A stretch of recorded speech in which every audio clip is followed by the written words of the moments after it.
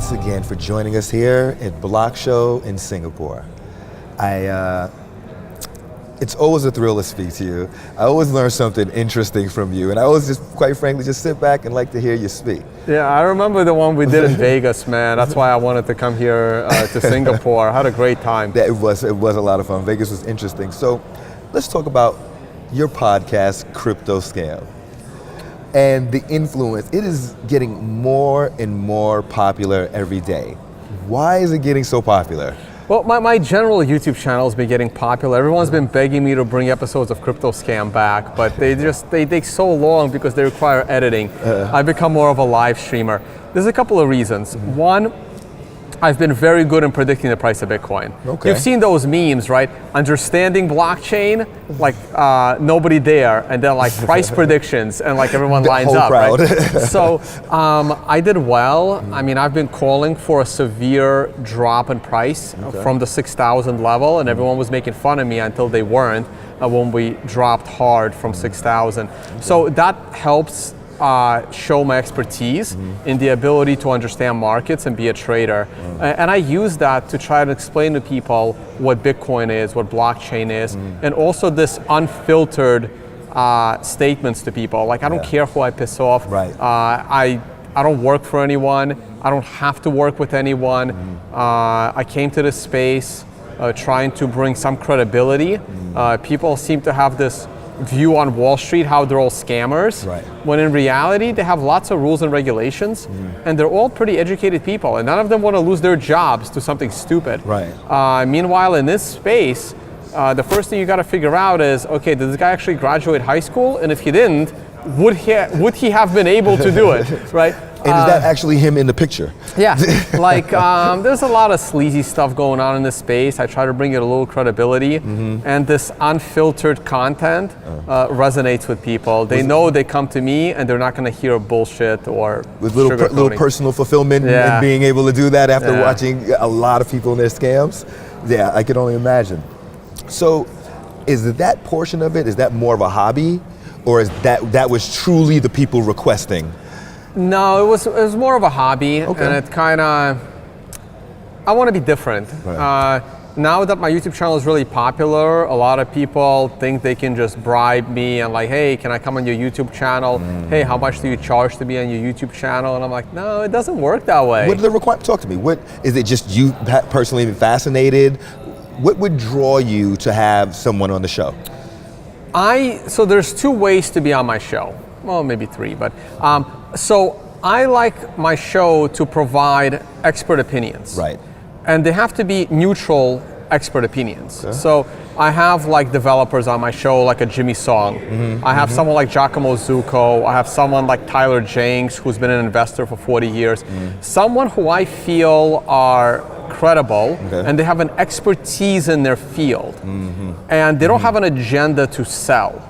Okay. So that's one way to be on my channel as an expert. Okay. Now, another way to be on my channel is if I'm interviewing you, and but then you have to bring something to the table. Okay. I don't debate. My channel isn't a debate channel. People are like, well, how come you were exposing this company, but you didn't bring anybody from that company on? And I'm like, well, I want to explain to you why the Earth is not flat and it's round, and I don't really need a flat earther on there to debate. I mean, you know, it's really not so I want my channel to be more of experts, but not experts with a company. Okay. Completely independent experts. All right. So when you look at your Bitcoin experts, right? What are they saying the challenges are there with Bitcoin scaling? So that's the thing. I think the biggest challenge with Bitcoin scaling is dealing with propaganda and the misunderstanding, like what happened with SegWit. The core developers thought they had the most perfect, most elegant technological solution to solve the scaling problem. And they thought it would be a no-brainer. And all of a sudden, the miners don't want to do it. And you start peeling the onion. How could we have gotten this so wrong for 2 years that miners suddenly don't want to do it? And then you come to realize, oh, the miners don't actually want scaling. The miners don't want low fees.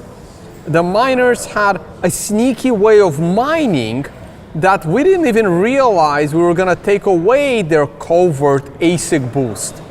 With our coding upgrade, we didn't even think of it because we didn't know that the miners were sneaking in something that the industry has said they're not going to do. That's right. So you start peeling the onion off, and then you realize all of these individual agendas that are there preventing you from technological scaling. And now on top of that, you got to deal with the propaganda that this is some kind of a government conspiracy of this random group of developers, most of whom have been programming privacy and technology and stuff that like they don't list, they're not there coding for the government, they are coding for privacy.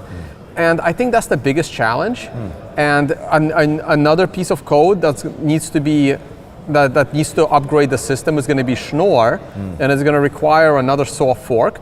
And there's not this push because like we're still recovering from the last giant fight over SegWit, and Schnorr is needed. It'll scale us at least 4x.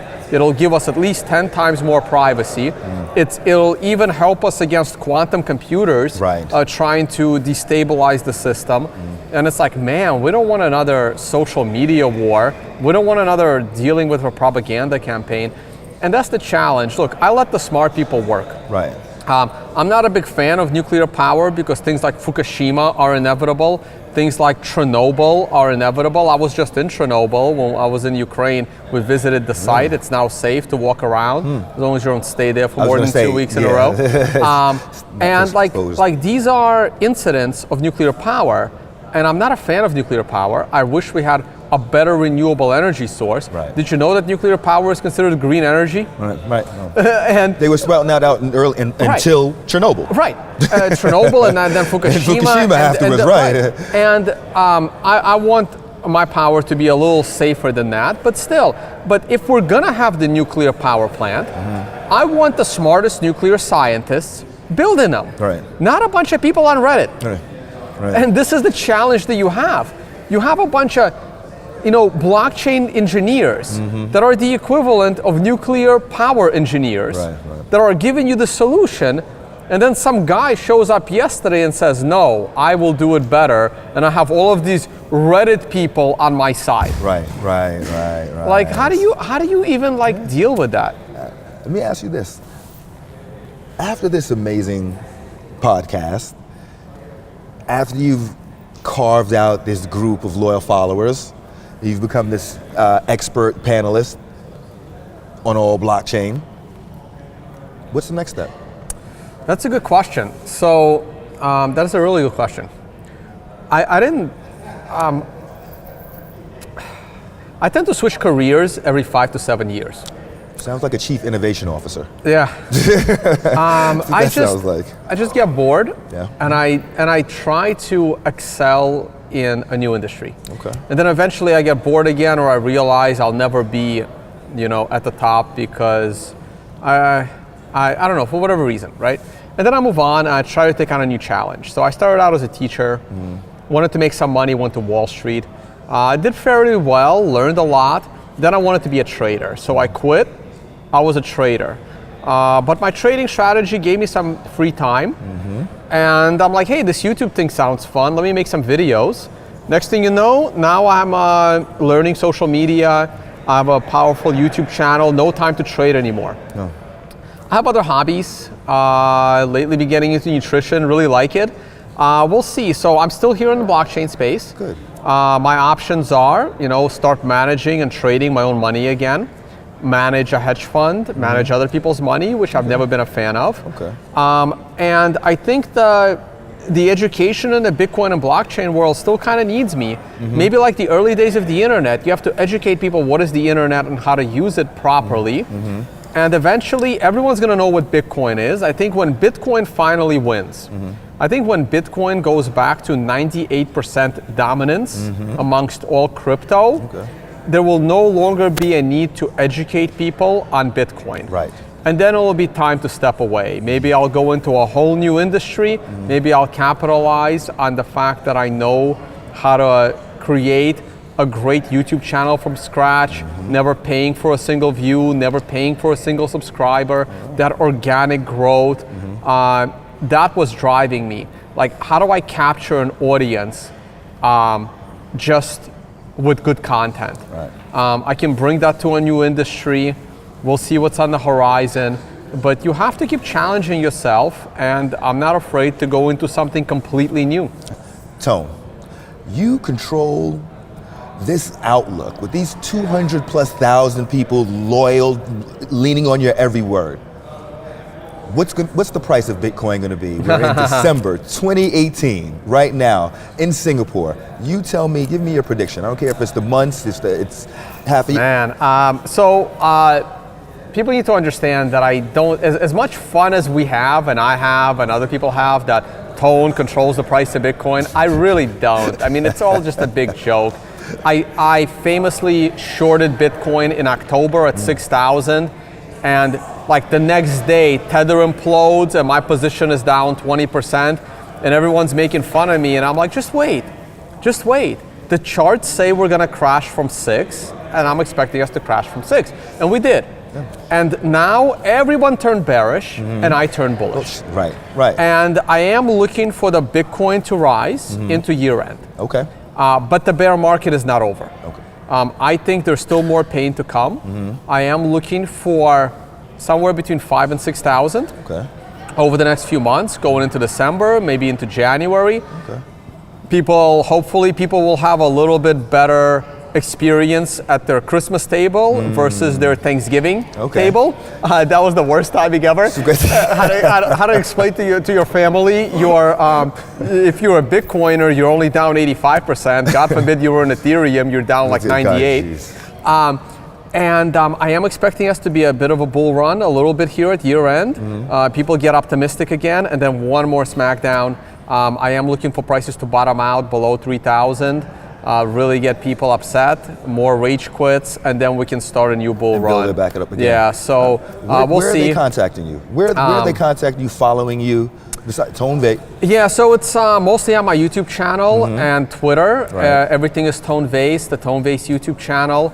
Tone Vays on Twitter, tonevays.com if you want to sign up for my workshops that I teach around the world, teaching people how to be responsible traders, how to be chart readers, how to take control of your trading. Right. And I'm putting together my first actual event. It will be a nice little small conference in Las Vegas. It's called Unconfiscatable, which is a word I plan to be adding to the dictionary one day. Love it. I can't believe I snagged unconfiscatable.com, unconfiscatable Twitter handle. I've only been talking about it for a couple of years, ever since I realized that the unconfiscatability property of Bitcoin is so critical. That's right. Never before Bitcoin has a human or any animal has ever owned anything of unconfiscatable nature. Right. And Bitcoin gives that to you. So I named my conference Unconfiscatable.